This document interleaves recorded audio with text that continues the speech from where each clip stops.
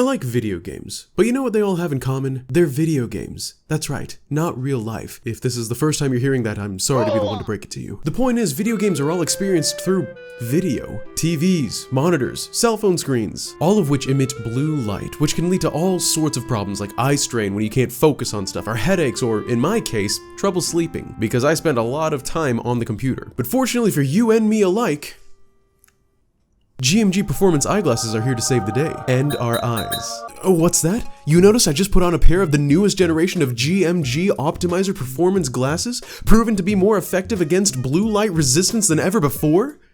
You're pretty observant. No joke though, I've been using these for about a week now, and I can definitely tell a difference in the way that my eyes and brain feel after gaming or working for hours on end like I do. And they're so high quality that I don't even notice a difference in screen color, unlike, you know, night mode on your iPhone or something like that. Plus, they look pretty cool and come in a super snazzy case. I don't know, I just feel very classy wearing them. If you're interested in doing your eyes a favor now and for the future, then click the link in the description below for a huge exclusive 40% off offer that's only good for the next 48 hours from now. That's almost half off, and it's only good for 2 days, so don't sleep on this. And now, on to the video.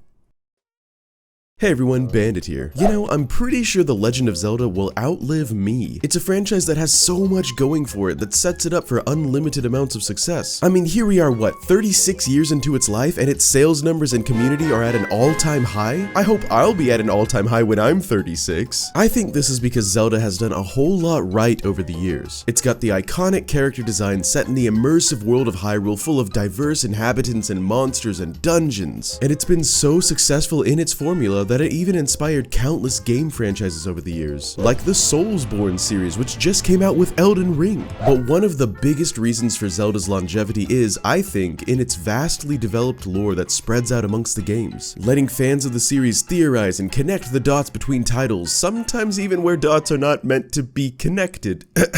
But anyway, since there are so many new people to the franchise these days, I wanted to make a video covering not theories themselves, but 10 of the most intriguing factual lore discoveries across all of the games that spawn theories and or discussions as a result of their intriguing natures. And before we get into it, I wanted to say as a heads up that this is regarding a nearly 4-decade-old franchise, which means that there is a possibility that you've heard all of these before. But there's also the possibility that you haven't. Only one way to find out. First up, we have the intriguing open-ended fact that the Zelda universe is a multiverse. See, this is proven by the third timeline in the Zelda franchise, the Fallen timeline to be exact. It isn't actually a timeline. Well, at least not in the same terms as the other two. Buckle your seatbelts, we're about to have a timeline discussion. See, the adult and child timelines are related to one another based off of an event that happens no matter what. At the end of Ocarina of Time, Zelda uses the power of the Ocarina of Time to send Link back in time to a timeline where he prevents the events of the adult timeline from happening. This spawns the new child timeline while the original Princess Zelda lives on in the adult timeline. This is factually an event that happened for both timelines. In one, Link disappeared after defeating Ganondorf, and in the other, Link appeared before Ganondorf ever became ruler. The link between the timelines, no pun intended, is that there is only one link between the two timelines, the Hero of Time. There is not an adult timeline Hero of Time that is separate from the child timeline Hero of Time. They're both the same individual, which connects the timelines together literally, if that makes sense. One cannot exist without the other. However, the Fallen timeline, on the other hand, features another Hero of Time that died, hence the word Fallen. In contrast, this is not an event that happens no matter what. This is what we refer to as an if statement. If Link dies, then the Fallen timeline occurs. And while yes, it is another timeline, more specifically, it's another reality entirely. This follows the real-life assumption that choices spawn alternate realities. Like, for instance, if I decided to say, look at them pancakes, instead of, wow, nice pancakes, there are different realities where I said either of those. The comic book universes like DC and Marvel are huge fans of this kind of multiple dimension logic. And with the Fallen timeline being based off of solely the possibility that Link could be defeated, but yet also being a timeline that has multiple canonical games taking place in it, it proves to us that the Zelda universe is, without a doubt, a multiverse, which means that who knows what other universes could be out there. Maybe there's a universe where Ganondorf is the hero and Link is the villain. But I've spent too long on this point, time to move on. Number 2. The Hero of Skies, aka Link in Skyward Sword, aka the first Link Link in the series is actually not the first Link in the series. From a canonical standpoint, throughout the game there are several references to the goddess's chosen hero, who was around in the time when the goddess Hylia herself walked the earth, long before the first Zelda even. Some people claim that this is actually the hero of the skies when he goes back in time, which he does at several different points in the game, but unfortunately that can't be the case. See, when Zelda gives Link the sailcloth after the wing ceremony, she straight up tells you that the sailcloth she gives to you is not the same as the sailcloth given to the chosen hero of long ago. And to me, that's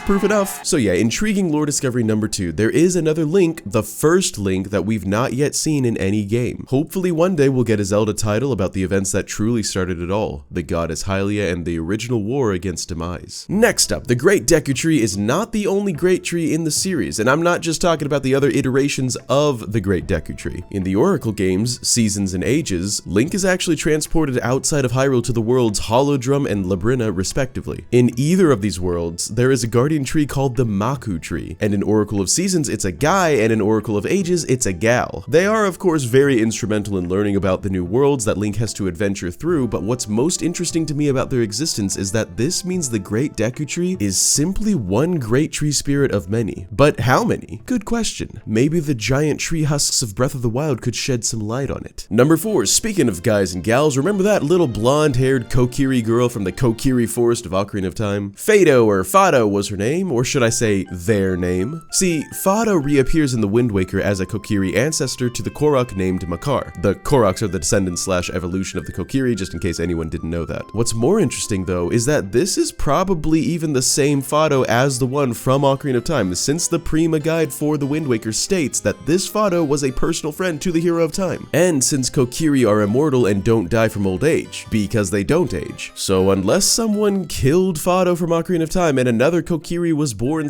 / created and was also a blondie named Fado, but just a guy instead, this means that this is either the same Fado or a reincarnation, meaning Fado is either gender fluid or transsexual. Fado is also in the child timeline where they pop up there as a guy again in Link's home village of Ordon. Interesting, isn't it? And since we're on the topic of gender and whatnot, let's just continue on, why don't we? Number next is that by the time Breath of the Wild takes place, as many fans noticed, there seems to be an alarming lack of male Gerudo presence. There are theories about some people, namely this Hylian merchant, possibly being Gerudo males, but those are theories and are unfortunately unconfirmed. What's also not confirmed is the assumption that many fans have about Gerudo men no longer existing by the time of Breath of the Wild. This assumption comes from both the lack of them in-game and the supplementary literature called Masterworks Creating a Champion, where the developers of Breath of the Wild state quite clearly that the Gerudo only give birth to females and that there has not been a Gerudo king since the days of Ganondorf. However, it does also clearly acknowledge the fact that male Gerudos did in fact used to be born into the Gerudo race, albeit rarely. With no event having happened that would prevent the males from being born anymore, it's entirely possible that there have still been Gerudo men being born once every 100 years since the days of Ganondorf, but that they haven't been allowed to live in Gerudo Town or haven't been given the throne since, you know, Ganondorf. In fact, this is even probable since we can see that there is Gerudo male armor being created and sold in the Gerudo Secret Club. For there to be a merchant, there has to be consumers. So wouldn't it make sense if Gerudo men were still a thing, albeit a secret thing not allowed in their own town? Or maybe they are, and maybe the Gerudo women are not always what they seem. 6 is the intriguing fact that right before Breath of the Wild on the timeline, in the Fallen timeline, there were 2 Princess Zeldas alive at the same time. No joke, in the original Legend of Zelda, Link rescues Princess Zelda from the clutches of Ganon. And in Zelda 2, The Adventure of Link, he has to once again rescue a Princess Zelda, but this time it's different. After the events of the first game, as Link approaches his 16th birthday, the mark of the Triforce appears on his hand. Zelda's guardian Impa then reveals to him that there is a slumbering Princess Zelda known at the time as Princess Zelda I,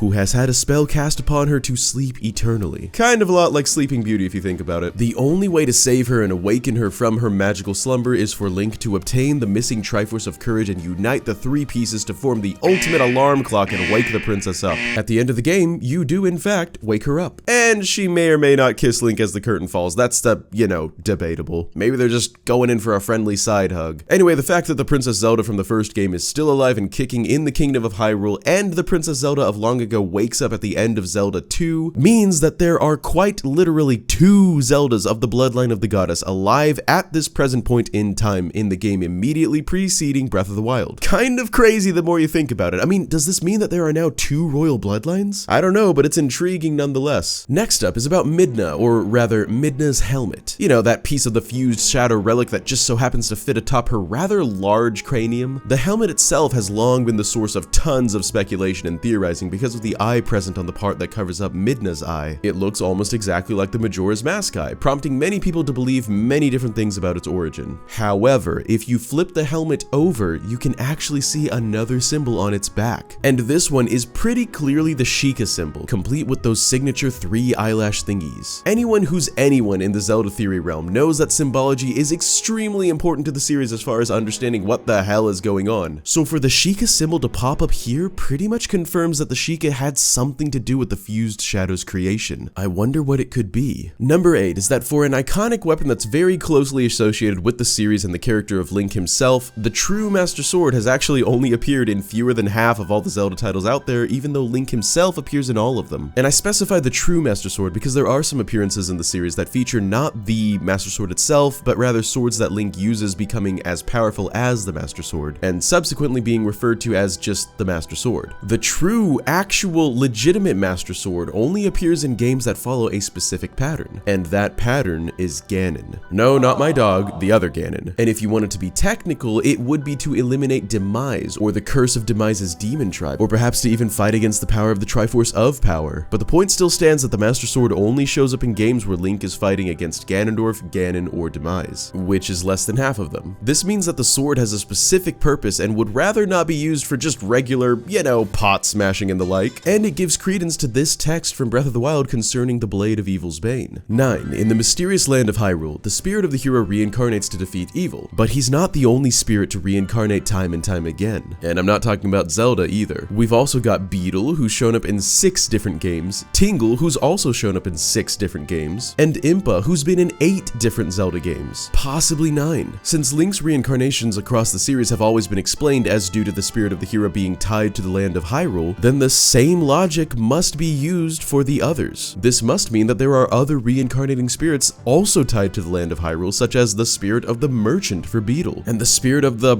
let's call him the spirit of the child for Tingle, and the spirit of the guardian for Impa. They don't all have as big or important of a role to play as Link, but they are all roles that aid Link or Zelda in the fight against evil nonetheless. Finally, at number 10, and speaking of reincarnation, most people know that Ganondorf's multiple appearances are due to the splitting of the timelines, but in reality, he's just the same person every time. But some people might not know that there has actually been, canonically on the timeline, another Ganondorf entirely. In Four Swords Adventures, which takes place in the child timeline following the events of Twilight Princess, which ended with Ganondorf's death, another Ganondorf is born and becomes another Ganon. Strangely enough though, the Master Sword does not make an appearance in this game, and the Four Sword is all that's needed to defeat this new Ganon. But another discovery that adds some interesting flavor to this would be a section of cut dialogue from the game Twilight Princess. You remember at the end of the game when Ganondorf monologues a bit before his death? Well, he was actually supposed to go on for quite a bit about the curse of the demon tribe and how a member of his bloodline would always appear every time the world brings forth those marked with the crests of the Triforce. The point is, Ganondorf is or was initially supposed to be a similar kind of reincarnating spirit, whose bloodline would produce other Ganondorfs, apparently, which is kind of problematic when you're trying to, you know, defeat evil once and for all. Makes you think that Ganondorf may have been telling us the truth, and that all of this might just be a loop, eternally destined to repeat over and over again as ordained by the gods themselves in order to maintain balance. But depressing talk of futility aside, that's the list. 10 intriguing discoveries and realizations within Zelda lore that can each easily lead to countless theories and speculations. Were they new to you? Did you know all of them? Or perhaps do you know of more intriguing discoveries? Let me know in the comments below. Also, thank you so much for watching. Please consider leaving a like on the video if you enjoyed it, or at least my efforts in making it, and subscribe for the love of Hylia. Subscribe if you haven't already, because listen, this is the place to be for interesting videos about your favorite games. Alright, you're gonna want to stick around. I want you to stick around. I need friends. Anyway, also as always, huge thanks to my bandit crew, all of which are beautiful, beautiful creatures who enable me to create these videos and go above and beyond with their support, no matter the tier. That's all I've got for this one, so as always, I hope you have a wonderful rest of your day. This is Bandit, looking forward to seeing you next time, and signing out.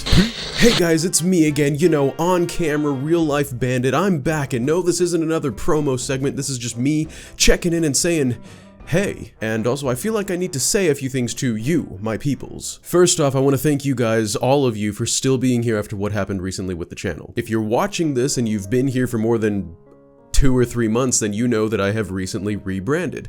Masked Nintendo Bandit is now a legacy name, which is extremely bittersweet to say and even think about. If you're still confused as to why I made this decision to rebrand, please feel free to check out the video that I made about the decision. I'll link to it in the description below.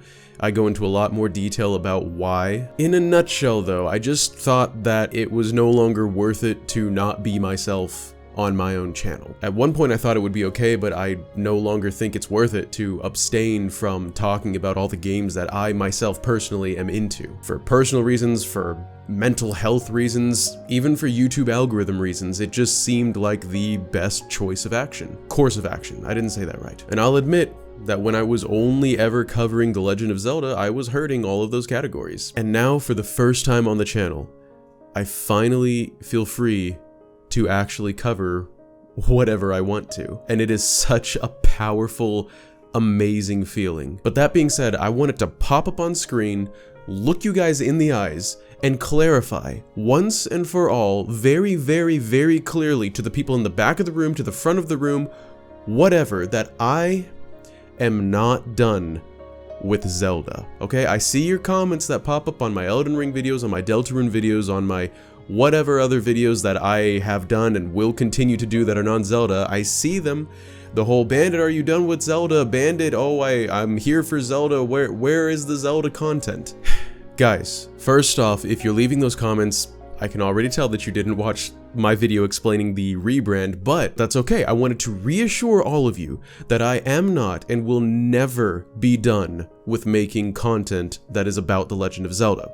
Let me play that part for you again. That I am not and will never be done with making content that is about The Legend of Zelda. I can't. It's my favorite franchise. It has literally shaped who I am. It gave birth to this channel. All I'm doing is simply branching into the other games and franchises that I've always been into in addition to Zelda. Zelda will undoubtedly be front and center on the channel again once we have anything substantial about the sequel, or of course when the sequel itself releases. But Zelda will never again be the only thing that I cover. I'm not covering Elden Ring as a kind of temporary hold to get me to Breath of the Wild 2. I'm covering Elden Ring because I want to cover Elden Ring. And you can take that explanation and copy paste it on whatever other game franchise I will be covering on this channel. I'm going to be delving into lore. I'm going to be doing reviews and opinion pieces about all sorts of things, Halo, Assassin's Creed, whatever I want to, in addition to Zelda. And I am so very excited to take you guys along this journey with me. But that being said, I completely understand if that is not something that you want to stick around for. So,